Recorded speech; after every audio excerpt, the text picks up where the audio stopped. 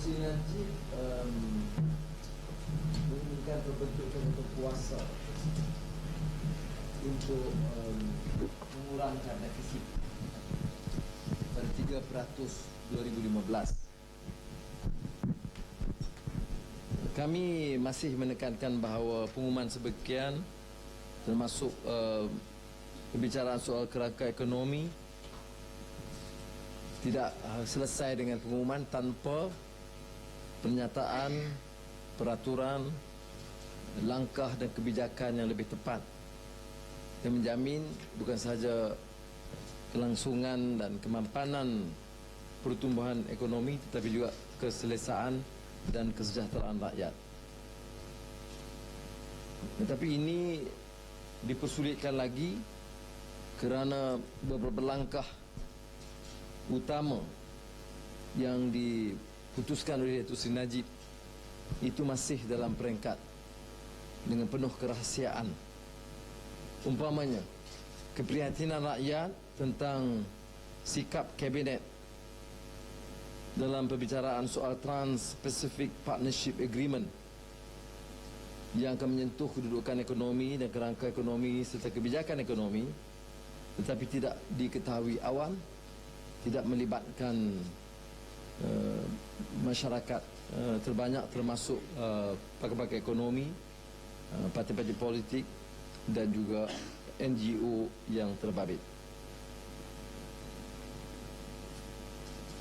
Lantaran kepincangan ekonomi berterusan, kegagalan mengendali dan menangani ekonomi, pembaziran, ada perbincangan untuk memperkenalkan GST, Goods and Services Tax, walaupun disebut secara berperingkat untuk menangani masalah defisit.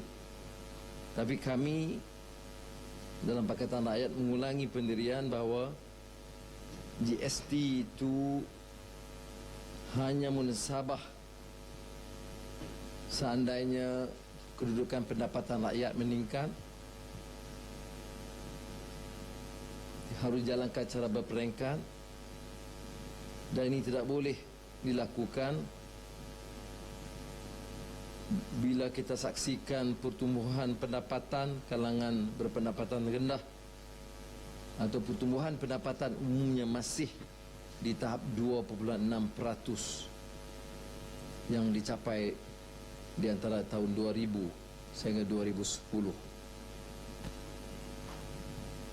Saya ingin mengingatkan Datuk Seri Najib bahawa beliau dan Kerajaan UMNO Barisan Nasional tidak mendapat mandat penuh dari rakyat dan oleh demikian harus lebih waspada dan berhati-hati dalam melaksanakan program supaya dapat diterima oleh rakyat. Saya ambil contoh tambahan tentang janji Kerajaan Barisan Nasional untuk menambah rumah mampu milik bagi golongan pertengahan sekurang-kurangnya dengan mengurangkan harga rumah sebanyak 10% dalam tempoh 1 tahun. Belum ada petanda kesungguhan atau keupayaan dalam melaksanakan. Suatu isu lain yang cukup memprihatinkan ialah soal jenayah yang meningkat dan luas berlaku dalam negara kita. Ia menyentuh hampir setiap keluarga, setiap jalan, setiap pekerja. Dan ini termasuk juga beberapa jenayah besar. Ini bukan soal menyalahkan sesiapa, tetapi tanggungjawab keamanan dan mengawal pelakuan jenayah ini masih terletak pada kerajaan, Menteri Dalam Negeri dan polis. Ada persepsi yang meluas bahawa ada kelemahan dalam menangani masalah ini. Jadi langkah pertama adalah meningkat usaha pengawalan, dan langkah kedua adalah memperbaiki persepsi yang negatif terhadap penguat kuasa. Saya telah usulkan supaya Pakatan Rakyat diberi ruang membantu sepenuhnya pihak polis bersama dengan rakyat dalam majlis-majlis dan apa-apa juga tindakan yang perlu. Malah kita akan bincangkan perkara ini dalam sidang Majlis Pakatan Rakyat esok supaya kita wujudkan jawatankuasa bersama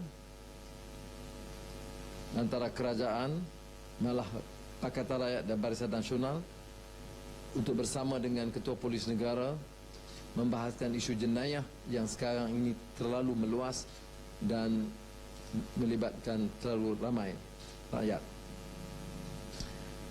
Akhirnya saya menggesa dan mendesak Datuk Seri Najib untuk menerima tiga tuntutan rakyat, gerakan rakyat, dan mengizinkan pertemuan dan perhimpunan